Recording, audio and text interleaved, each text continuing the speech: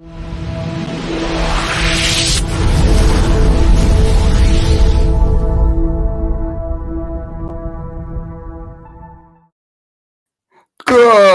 evening, ladies and gentlemen. Brandon Croucher here. Happy St. Patrick's Day. Happy birthday to my father, because today you turned 69 years old, and I am not the man I am today without you. So thank you, and happy birthday, Dad. For everyone out there today, I see Donna McGee's the first one in with comments. Hello, Miss Donna. Good to see you. Happy St. Patrick's Day. Very glad you're here. Joe has stepped aside for a second. He will be back in a minute. This is the H and Honest Conversation about health, hemp, and happiness. It has been a wonderful St. Patrick's Day. We've had a lot of good stuff coming. I want to give you guys, I'm going to read you guys about Andrew. Hi, Donna. I'm going to read you guys about Dr. Andrew Colombo. He uses radical pragmatic lenses that Dr. Colombo uses to his expertise in mixed methodology to employ both qualitative and quantitative methods to examine the motor development patterns and physical activity behaviors of autistic individuals across their lifespan. Within this work, he explores the I think I have this misspelled. Societies and environmental structures that influence the physical activity, engagement, and skill development to ensure equal opportunities are provided to autistic individuals and their families. I have to be honest, I'm super excited to have this guy on. Dr. Andrew is going to be here. Oh, Joe. Hey, buddy, you're back. I'm super excited he's here because working with kids with disabilities, having my fiance have a nonprofit that helps kids with autism and their families. When I read his bio the first time, I literally got yes, this is going to be a fun one. So, Joe, you ready, buddy? Can I bring him in, or do you have anything you want to say before I bring him in?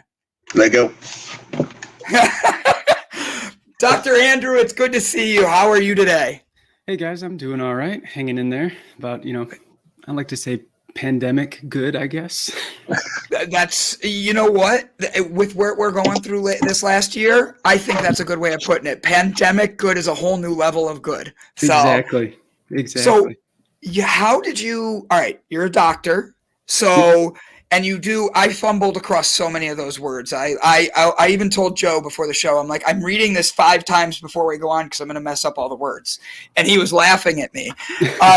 But for real, you do a lot of cool things. And even if I didn't say everything correctly, you work with engagement, skills development. How do you do everything you do? Tell me about what you do, and then I'm going to just keep asking questions from there, because I could come up with 100 of them right off the bat. Yeah, sure. So I work down here at the University of North Texas, and I'm an assistant professor. And so, of course, I do what most professors do, right? I teach and do research. And the stuff you were looking at, really is the work that I've gravitated and sort of fell into really by accident, right? So I started out as a physical education teacher in Michigan, and I taught in Colorado as well for a few years. And I taught general PE, right? And I taught pre-K all the way through 8th grade. I taught water safety instruction. And as I started going through, I started noticing my students with disabilities move differently, right? Oftentimes in the public schools, kids with disabilities are it's an outdated term, but mainstreamed, right? It's this idea where kids with disabilities are eventually tried to work into a least restrictive environment with their non-disabled peers, right? And physical education just happens to be a place that occurs, usually one of the first instances, and it occurs a lot, right? And so as I'm teaching, I'm having kids come in, and I started noticing that my autistic students move differently, right? I mean, without any other explanation beyond just general inquisitiveness, I didn't know why they were moving differently, right? They didn't have necessarily physical impairments that would impede their movement.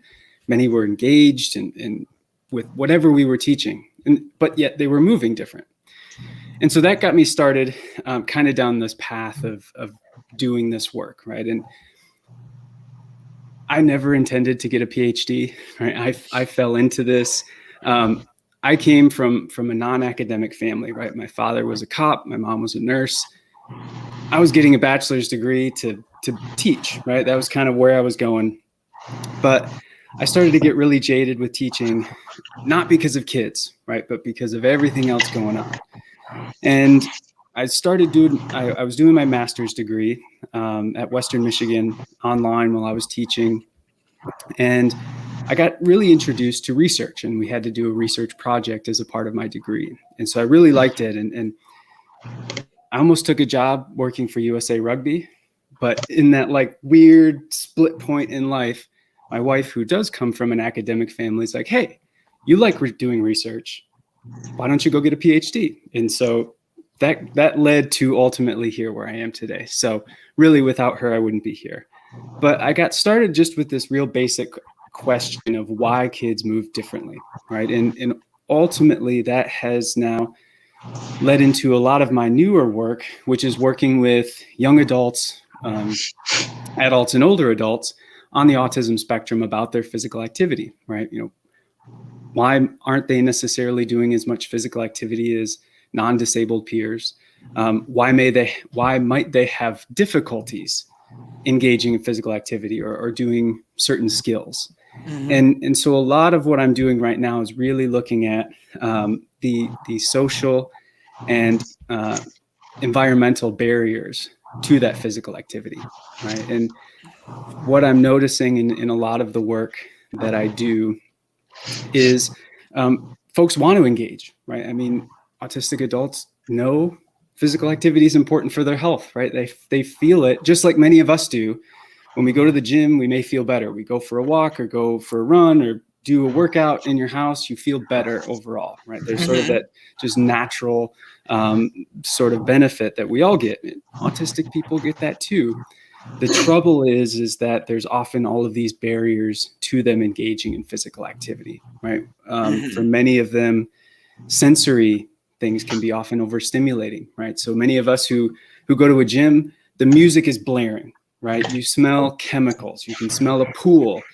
The equipment is really close to each other. There's no good visual instructions on where things are or how to do you go to a machine, you look at it, and if you've never been there before, sometimes I've gone in there and just, this doesn't feel right, but I'm just trying to do something here. And so when you add up all of those for an autistic individual who may also have, they may also have heightened anxiety from being in such a big social environment, right? All of those extra factors, really come into play. And I don't think, neurotypical folks without disabilities really recognize just things like music, things like how we arrange spaces can be inaccessible or accessible. So that's a lot of what my work is really focusing right now, is just this idea of accessibility and trying to change our narrative around why people aren't engaging in activity, right? I like. Yeah, go ahead. No, I like that. So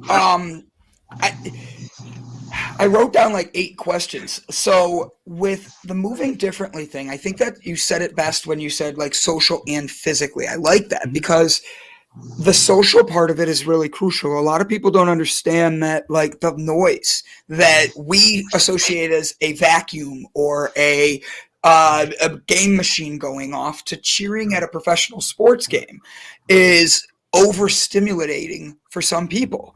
And with autistic individuals, that's even more. The physical, I'm asking because I really do love to volunteer with kids with disabilities.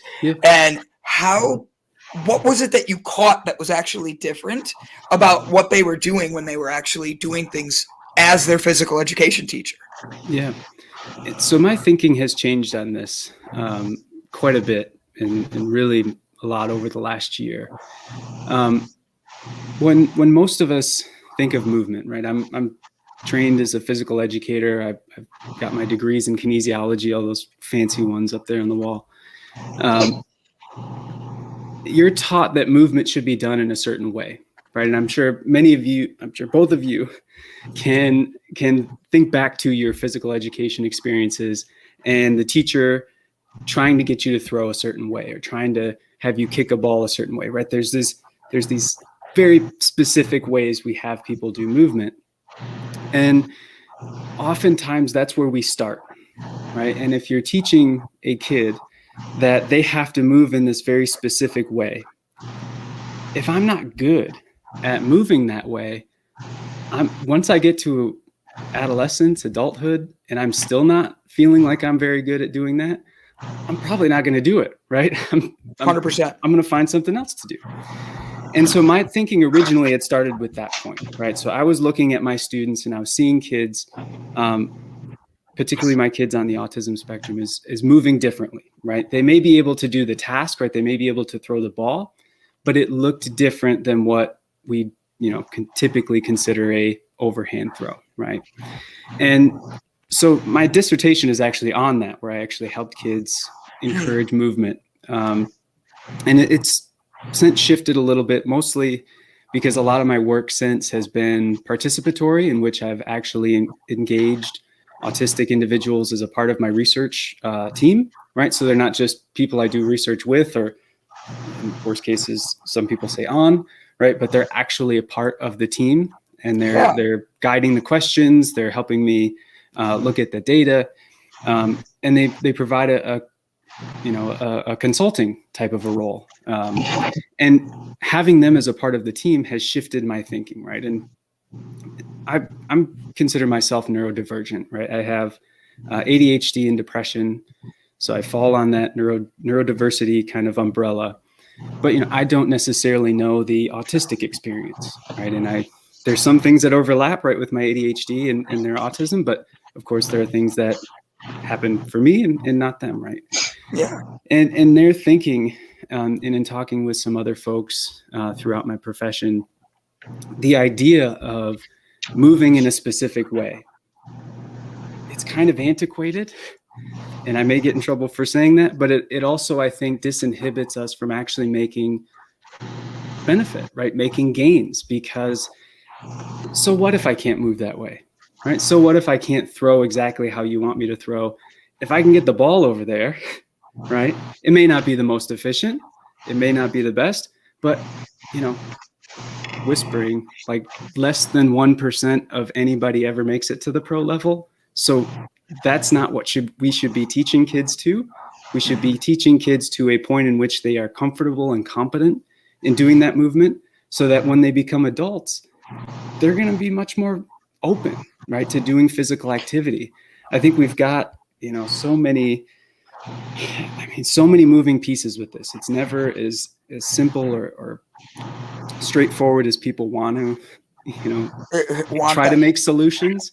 Right? Yeah. We have, obesity and issues where folks just aren't moving enough, but yet some of us don't have sidewalks in our neighborhood, right? Some of us may not have safe sidewalks in our neighborhood. Sometimes those sidewalks, and I know I'm from the Midwest, they're right next to a highway, and that people are driving 55, 60 miles an hour, and you're supposed to walk. Like, that's not Watch safe. out for them. Like, yeah, exactly.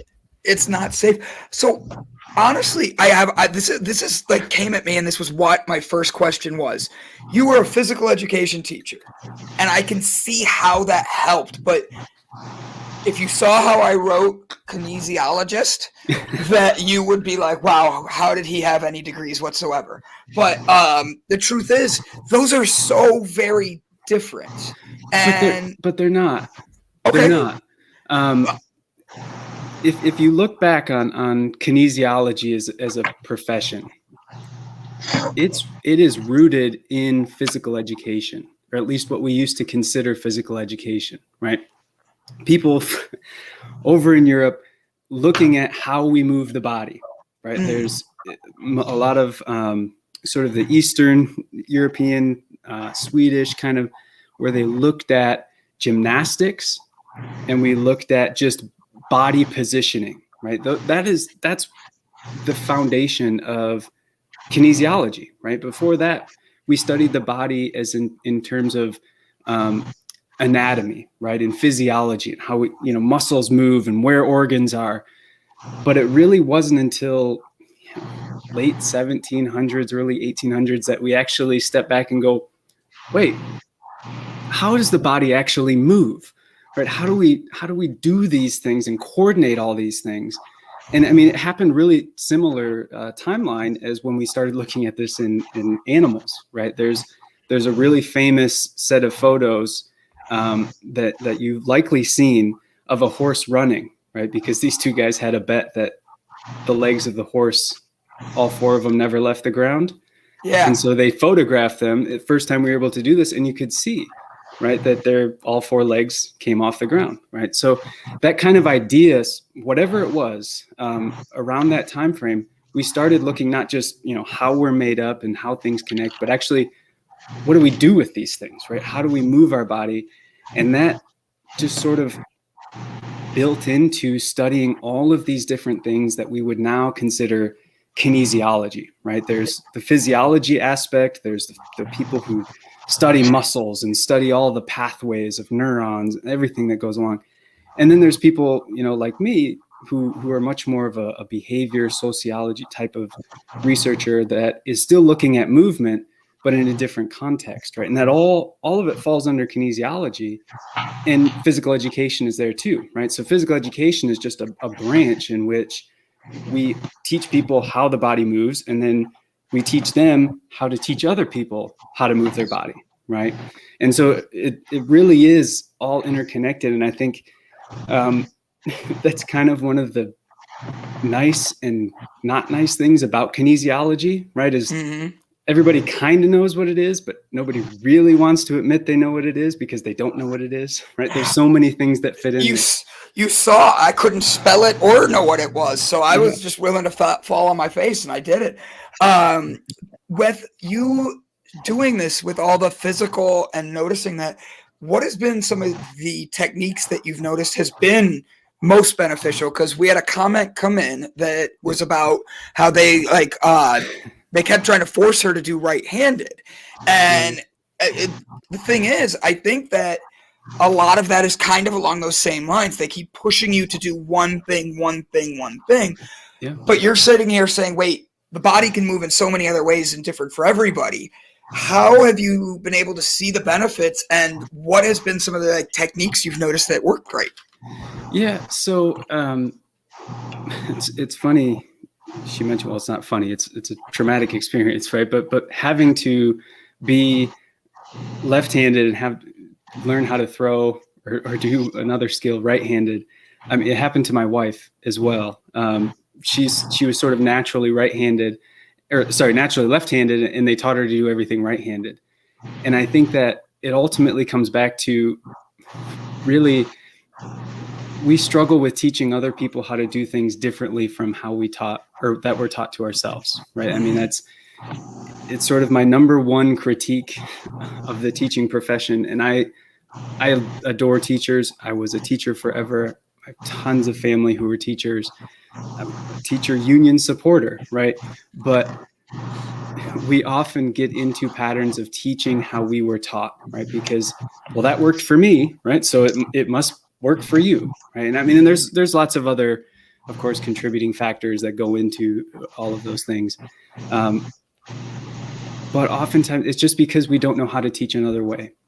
And so one of the things that I had been doing for my doctoral work in sort of my first year as a newly crowned PhD and professor is, instead of giving demonstrations that were just purely, hey, watch me throw or watch me do this skill, or I'm going to tell you each of these points and you try to figure out what those mean and do them yourself, that I switched up and changed the task a little bit, right? And the task being the task of throwing, right? So instead of just, stepping with your, opposite foot, bringing your arm back, etc., I broke those up into pieces and made them very visual, right? Because oftentimes there is a communication difference, right? When we consider communication to autistic individuals and non-autistic individuals, right? There is some disconnect, right? And so oftentimes augmenting that and adding in some kind of visual, right, where there's spots on the floor or a target to throw to, they can be very beneficial. They can be helpful to make a thing that is very abstract, concrete, right? If I'm just telling you to step your feet, do I step forward, backward, side? Like, what foot do I move, right? If you just say step, step with your foot.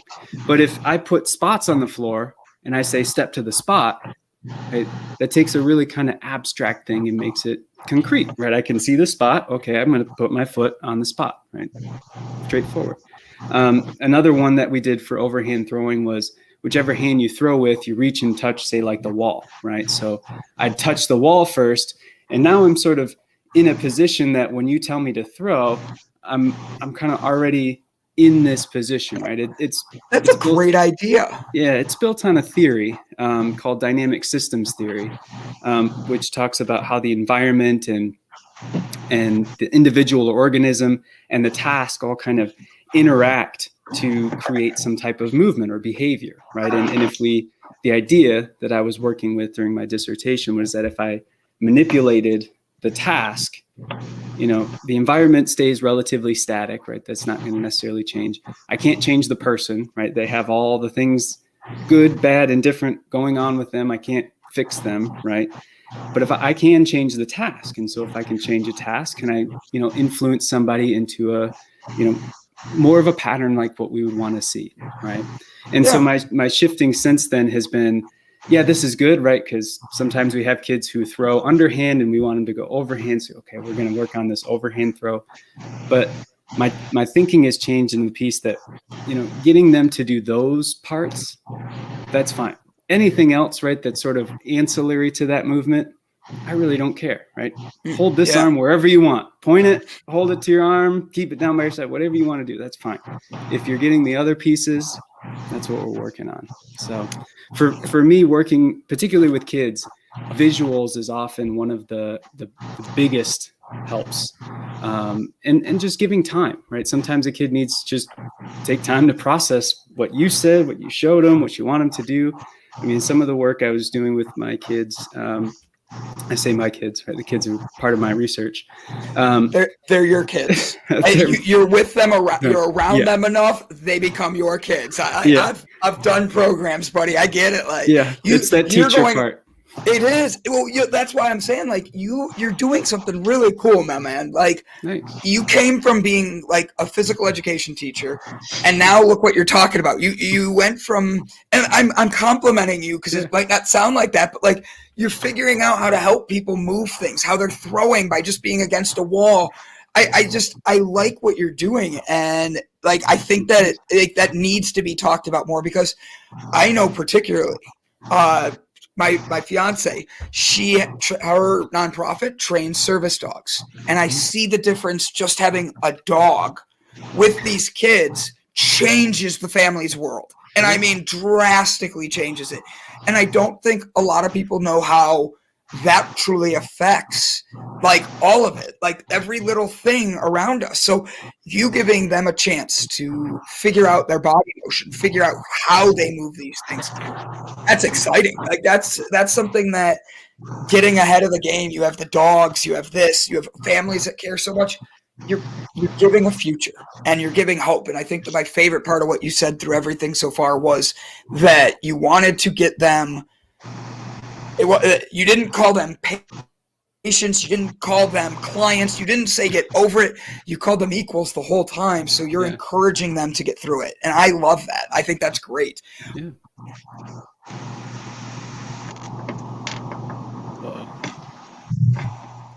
That's mine. No, it was mine, buddy. It was mine. It showed me. So can you hear me? I don't know what the last thing you heard. I'm sorry. But yeah. I can hear you. Cool.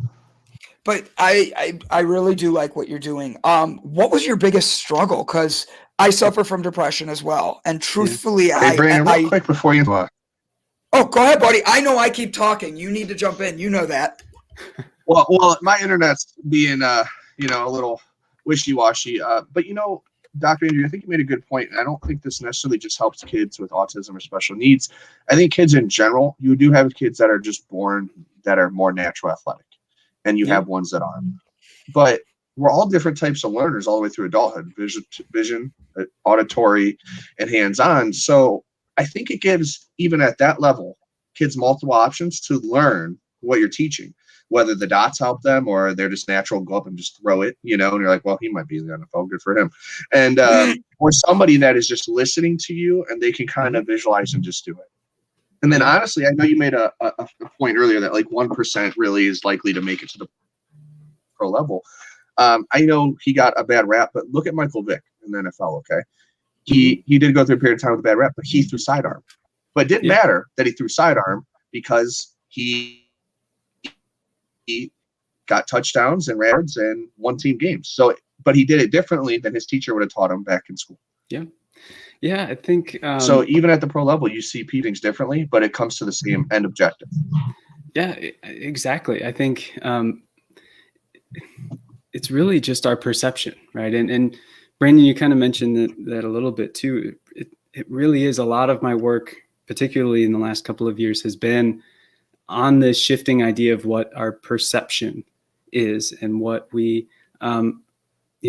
perceive as ability, right? And every kid, I should have prefaced it before I started talking about all that stuff. I don't think what I'm doing is really revolutionary. I think there are a lot of teachers who do exactly what I just told you. They use spots, they use the floor, they use this, they use it.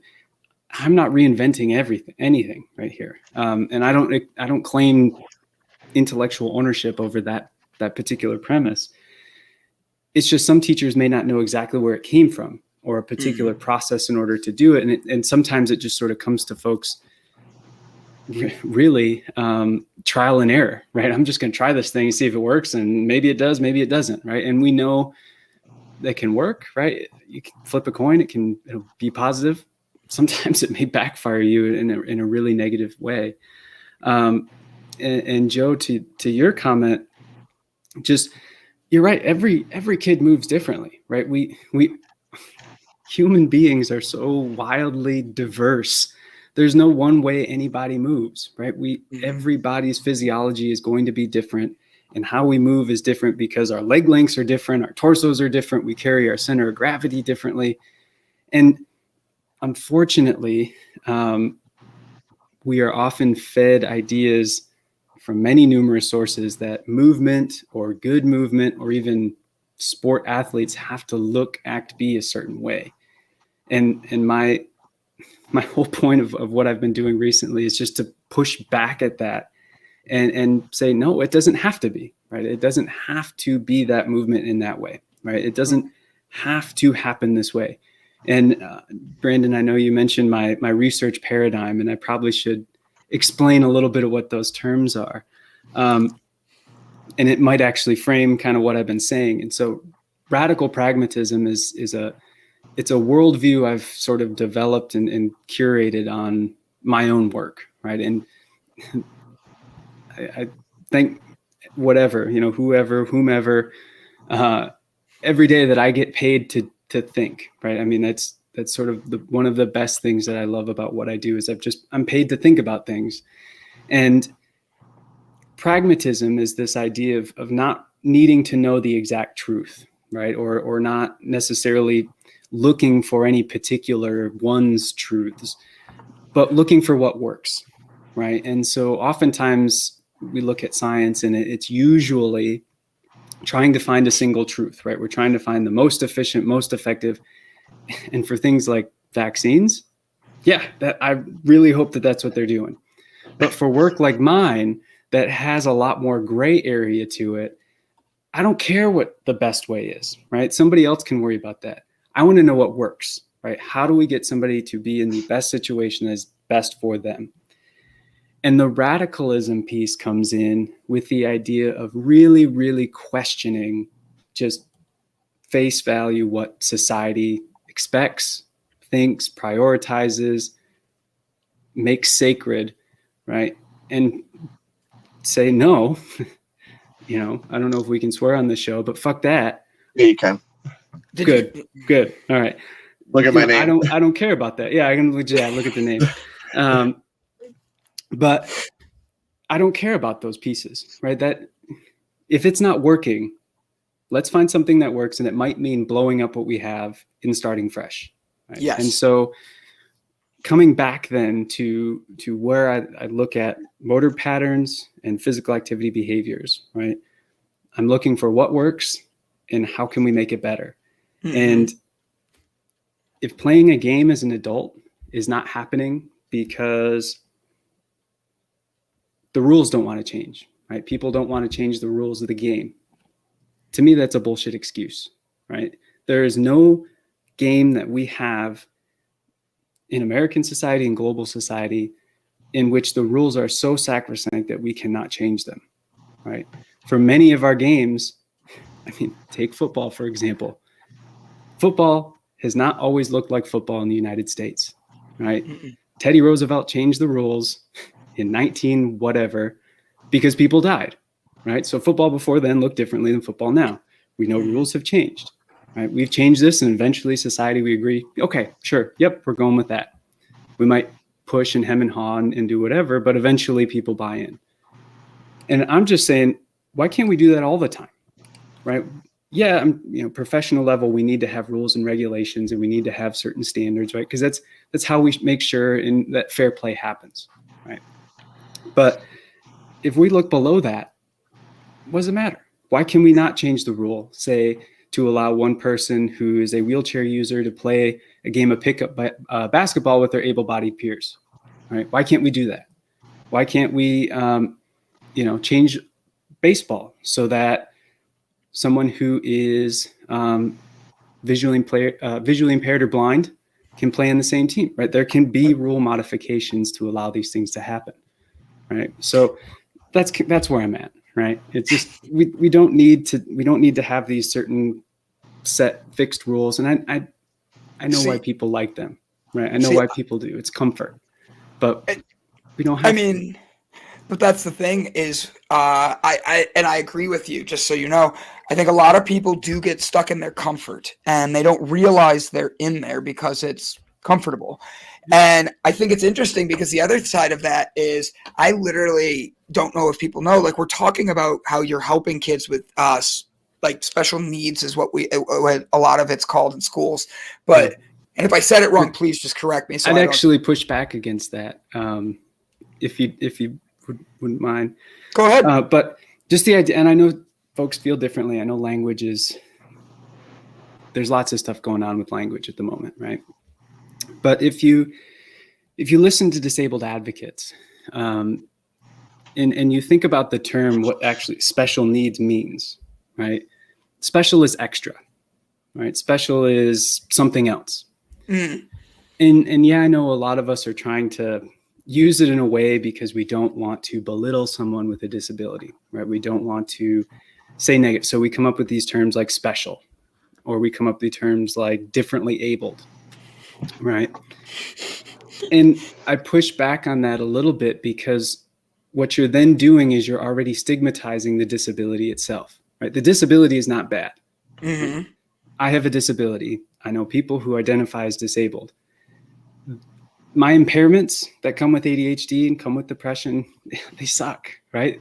But there are other aspects, right, that have actually been beneficial, particularly in what I do, right? A part most people don't really recognize with ADHD is the fact that I can sit down and hyper focus for hours on end.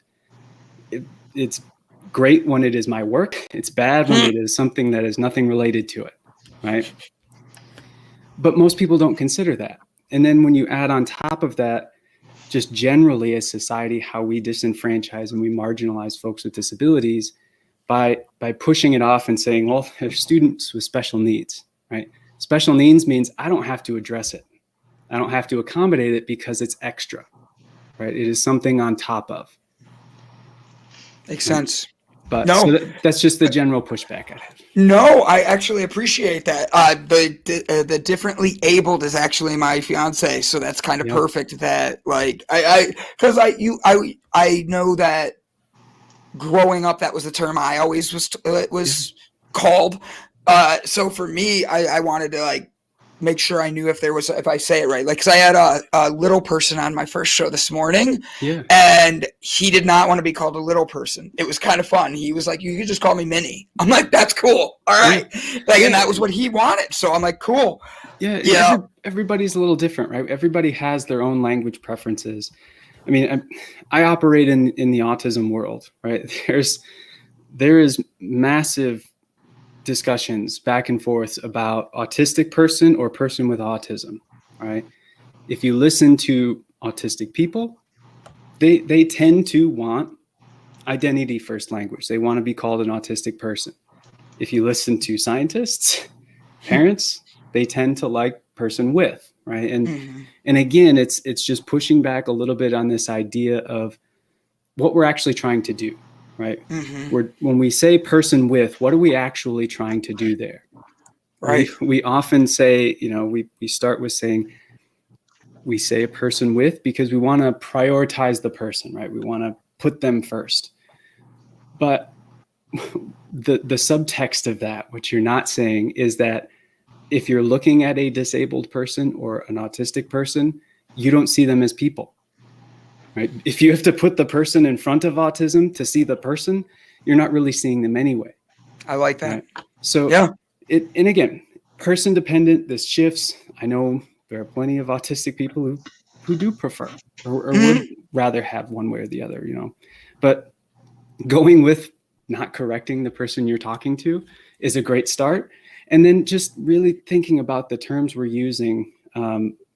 Differently abled. What's the word I've seen? Dis being separate from abled, like just these different ideas. What are we trying to do? Like, what are we trying to do with this? Disability is not bad. It's bad because as a society, most of us, even though a quarter of the US population would qualify as having one or more disabilities, most of us don't want to think about it, right? Most of us, if we don't have a disability and we think about acquiring a disability, it's like, well, life's over. Right? And that's not the case, right? Life never ends there. Life's never ended for folks who have disabilities. The trouble comes when they're trying to access things, right? When they're trying to, go to a restaurant. Most people don't have to think about that. They can just go get in their car, go down the street, even hop on the bus and go to the restaurant. If I'm a wheelchair user, well, are the sidewalks wide enough for me to get down? Is there a close enough parking space for my vehicle or a bus stop? Is the bus ADA compliant, right? Does it go down so I can actually get on it? Does the restaurant have one step to get into the building? If it does, it's inaccessible, right? Most folks don't think about those pieces. And that's actually a very good point. And when you think of the families that are dealing with having to think that far ahead, that's a lot of anxiety. You have to, if there is that one step. I have a cousin that's in a wheelchair, and 100%, I've known that we've switched restaurants because they're like, oh, there's too many steps. We go places to make sure we adapt for what's around for that. And that's a good thing, but like, you never think about it until it's said in front of you. And like, that makes such a good point. So I want to jump back a step really quick. Yeah. You talked about your ADHD and depression. And I think that, because coming from that side with you, I think that personally, I think it's astonishing that you really got through your PhD, and congratulations. And I mean that in a way that, like, there's times, especially in school, where I'm sure it felt extremely like, what the hell am I doing and why am I here? And to get through that, how did you keep yourself mentally, emotionally, all of it going in the right direction to keep the positives going for yourself? Yeah. To be honest, I wouldn't be here. I wouldn't be doing what I'm doing if I didn't meet my wife when I did. It's the God honest truth. I know people say that and whatever, but I never would have done a PhD. That was never in my thought process.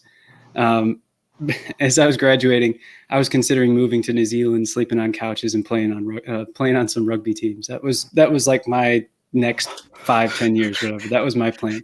I like him so much. Like, I don't like he's like, oh, I was a PE teacher, then I decided, I'm just gonna get like this degree in something nobody can spell, and then PhD in it. I just like you, Andrew. You're great. Thank you.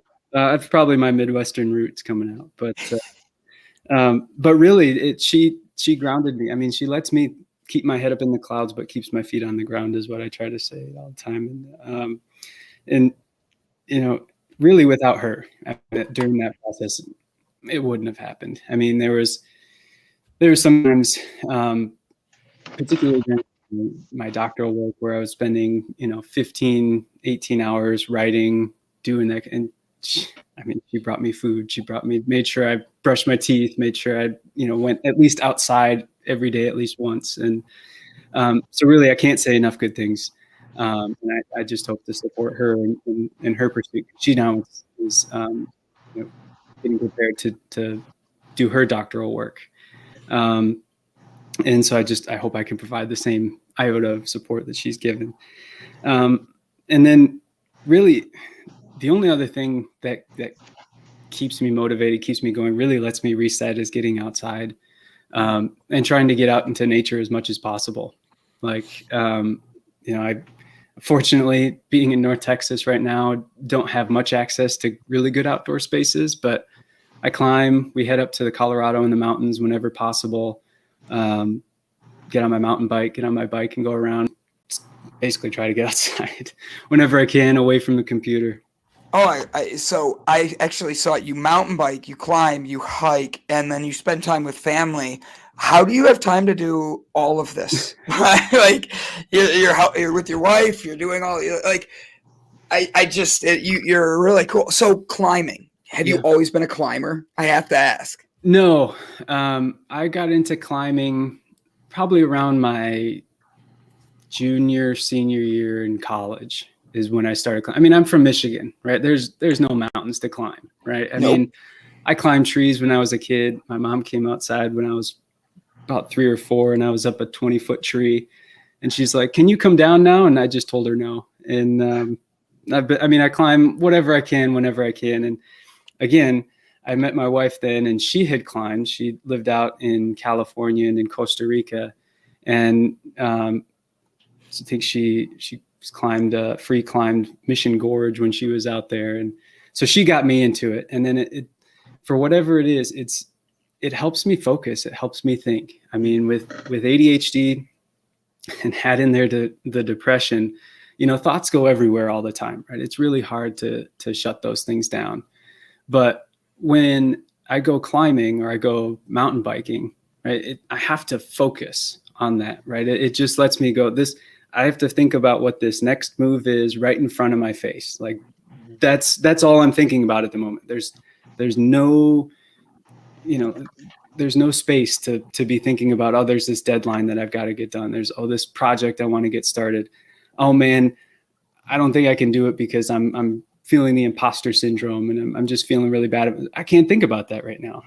I'm thinking about this move, this space right on the wall, or, getting over this rock, not falling on my face and I'm on my bike.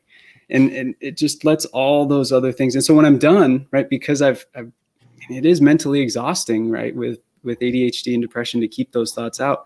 By the time I'm done, I'm good to go, right? I mean, those thoughts they're tired. They're in the back of my mind. Now I can actually go on and do some stuff. And so, again, I'm bring it back to my wife. She's the one that can see my behaviors, right? I mean, she's the one who we've been together 13 years now. We've been married for 10. And congrats.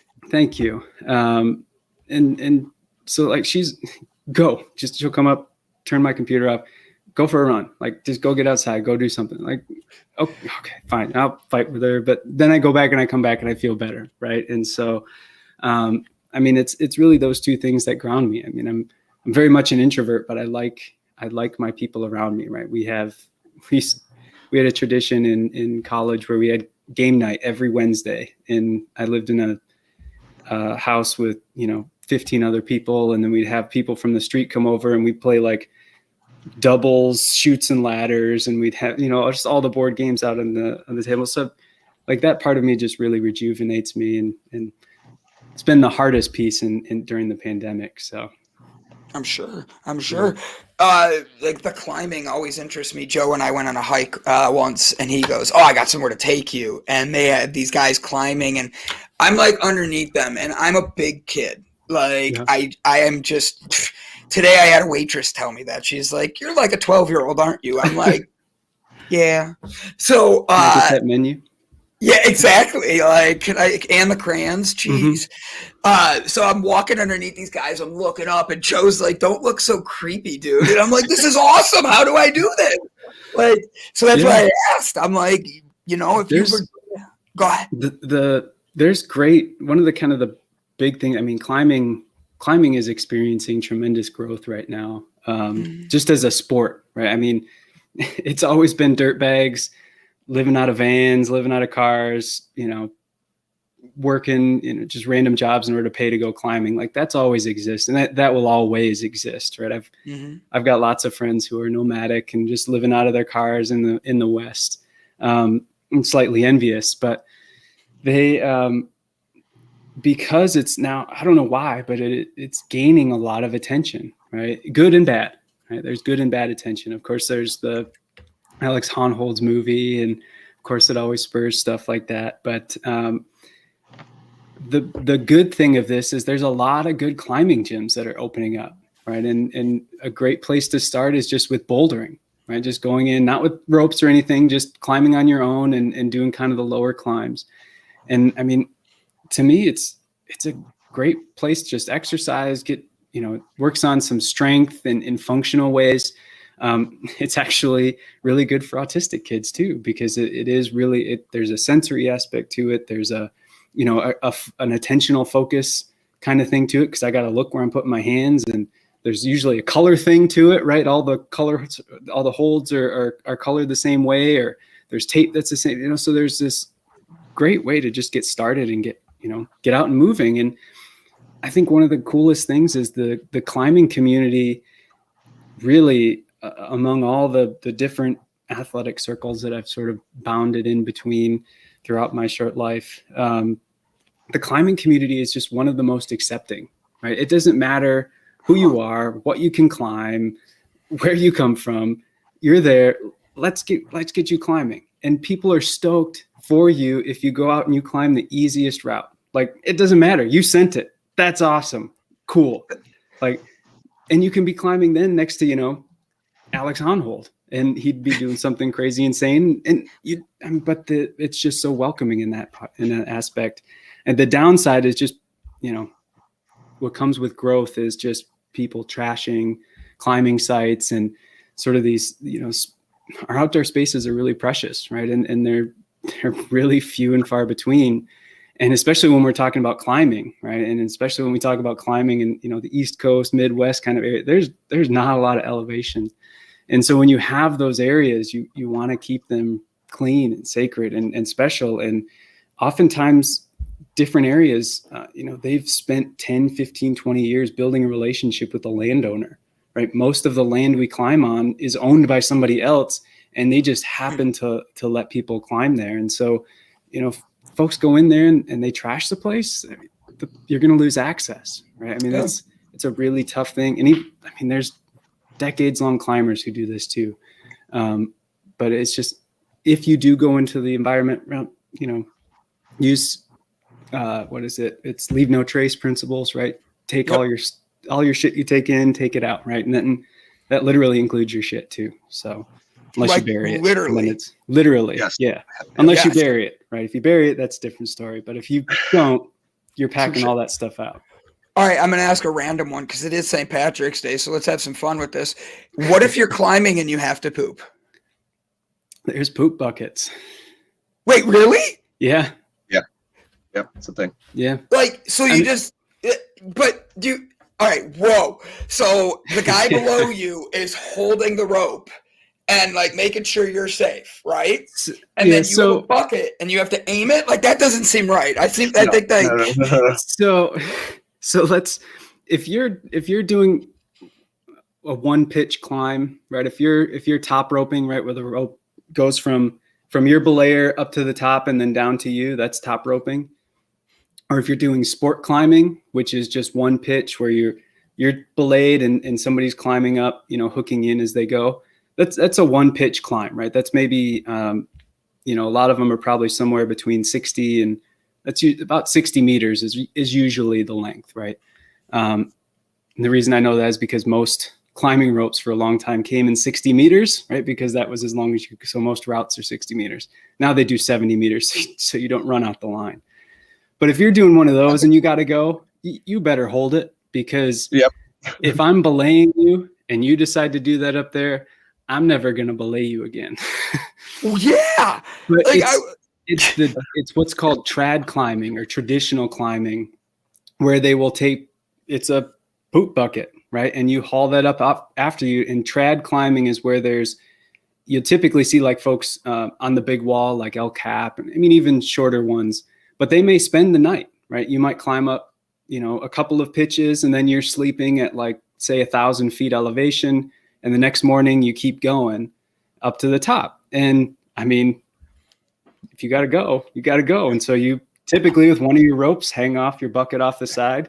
You usually have a bag with all your clothes and stuff. And so like the way it would work is the person who's leading would climb up, to that next point. They would create an anchor, and then the person would follow up. And then once you get to a spot, you build out this anchor, right, where you're hooking everything in, and you literally haul everything up after you, right? And then you set up they call them portal ledges, right? Portable ledge. So that's where you see them sleeping on the side.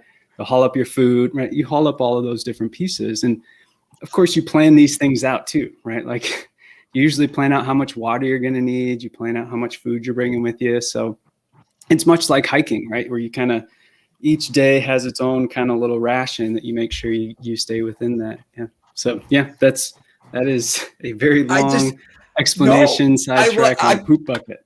Well, I appreciate it, because like I'm sitting here going like you said, I'm in Ohio. The biggest mountain I've seen climbed, I think I could jump off of. Like it's not anything crazy. Shut up, Joe. I know you're thinking. Go ahead and jump, see what happens.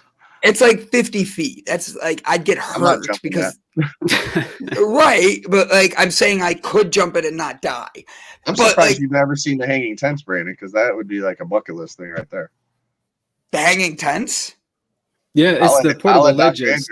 Yeah, they literally, it's a tent, it's a ledge where they sleep on the journey climbs. I don't know the proper name like Dr. Andrew does, but I do have a lot of buddies that climb. I've climbed. I love bouldering personally. It's my thing because I don't like the whole rope thing.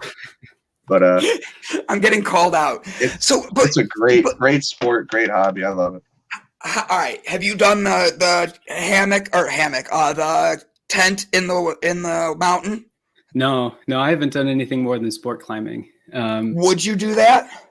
Yeah, I would. But when are we going? I'd have to That's run not that a beginner by thing, Brandon. The other half. Yeah, and it's not a beginner thing either. No, there's a point in which I've learned, I would have been the person jumping out of planes. I'd be the person doing base jumping. Like that's again an unfortunate side of ADHD is sort of that impulsivity and recklessness. But at some point, maybe, once I passed the ripe old age of 30, that I started realizing a lot of what I do is not just impacting myself, right? There's, of course, my spouse I have to consider. There's the people I work with, the people who I work for I got to consider. And that's, ultimately it's why I stopped playing rugby. It's sort of why it gives me space to do some of the crazy things I like to do, but right, there's a limit, right? I sort of look on the base jumping and go, it would be fun, but another lifetime, right? It's right. It's also the thing with, alpinists and doing, long trad climbs like that. I'd love it. I'm an adrenaline junkie. I would totally take it down. But it gets to a point where what's next, right? I'm fortunate, and I even have too close of experiences of situations I've gotten myself into, and I've been like, wow, I'm glad I just didn't fall down into that major cliff. And I've seen people I ride with do that. I've seen people get really hurt. You know, I've known through others folks who have been in the mountains pushing stuff, who spend all their life up in the mountains, who pass away because either a freak thing happened or an avalanche came in or a rock let loose. And like it, you know, there's a point of just taking a more calculated risk with all of it. And I mean, of course, everybody's got to do what they want to do. Like there's folks who live and breathe, sweat, climbing all the time. And I've got a friend who's right now living out of the West. He's, I think he was in, last I knew, Ouray, Colorado, and doing some alpine stuff down there in the wintertime. And then he was going back up to the Sasquatch or the Squamish Mountains up in BC area. And I mean, that's what he does. He guides and he just spends his time above the tree line at, 15, 16,000 feet and climbing these ice faces. And that's what he does. And he loves to do it. And I love him for it because I get to live through them to see those things happen. And so my adventures are just a little bit, just a little lower than that. Yeah, but you can at least go on social media and see this. I have no friends climbing ice for their like day job. Like I'm like, where are all my cool friends at? Like I have some, but nothing that cool. Yeah. So it's I don't know. It's one of the things I love about being an academic, right? And my wife and I have lived in 4 states since we've been married. We've lived in Michigan and Colorado and Virginia and now Texas.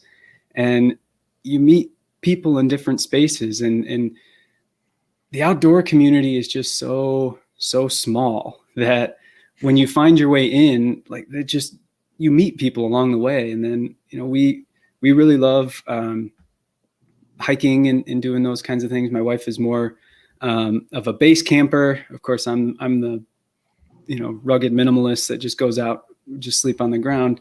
So we have compromises and stuff, but we built out a Sprinter van, and it's got a shower, it's got a queen size mattress in there. But it's like, we can go way out into the middle of nowhere, park it, and then do day stuff. Right. And it's like, we found this kind of middle space. And so I love that. In just doing those things because the outdoor community is so small, because, people come into circles, people come around academic circles in and out, and you just meet new folks. And we tend to hang out in those spaces. So you meet an outdoor person, and it's like, oh, hey, you climb, I climb. You ride a mountain bike, I ride a mountain bike. We're friends now. So it's really like that simple. And you guys know this, as an adult, it's tough to find people you can find mutual stuff with, stuff you like to do, actually want to hang around people. And to me, the outdoor community has always been that, right? There's always folks in and out of there that just doesn't matter where you're from, who you are. You like doing this thing that I like doing, let's be friends about it. I love that. So, Dr. Andrew, this has been a great conversation. You've taught me a lot of things, and I'm looking forward to climbing with you and camping out on the edge. Like me and you, I got you, buddy. I'm excited for that. At the end of the H, we like to end every episode with a positive way we want to leave our audience and all that, like, so that way they can have a motivational or impact that they're going to want to leave on the world. So Joe goes first usually, and he goes with the same one every time. So I just made it a thing, and that way it's done, and it doesn't have to do anything. That's not the button I wanted. But from me, I would just tell everybody that I'm trying to make sure I don't overthink anything. But the truth is, if you take the time to truly see everybody for who they truly are, you're going to see that we're not all supposed to be cut out of the same box. Some of us are circles, some of us are a rectangle, some of us are a square. But at the end of the day, we all have to get along. Dr. Andrew, how do you want to leave your impact on the world, my friend? Yeah, I'd let's see, put me on the spot. I'd have to say, and this goes, I try to remember this as much as possible, but not to be complacent, right? Not to, just let things go because that's the way they are, right? I think the thing I hate worst is when people tell me they can't do something because that's the way it is. Right? Well, why is it the way? We don't have to let it be that way, right? And that goes, I think, for everything. And so it also goes for, if you see something that is not right, say something. Right? Yeah. I mean, don't be complacent and say something. Maybe that's what I'll leave everybody with. I think it's great, man. Dr. Andrew, I know I complimented you a lot, but you've done a lot of great things, my friend. Please know this is a conversation that a lot of people need to be hearing. They need to understand special needs I'm sorry, I said it wrong. Differently abled. I wrote it down. Disability. Disability. Just disability. No Just separation, just disability. Just disability. Hold on one second. I gotta do this. I'm sorry. So thank you very much for thank you very much. And you're doing great things. Please keep in touch. And I'd love to have you back on again sometime and hear how things are going. And like, just honestly, I think we could have a whole episode about climbing and and being outdoors next time. So yeah. I'd love to talk to you again, my friend. And happy St. Patrick's Day. Yeah, same to you guys. Thanks for having me. It's been a pleasure. Absolutely, guys. This is the H, an honest conversation about health, hemp, and happiness. Have a great one. Happy St. Patrick's Day. Happy birthday, Dad.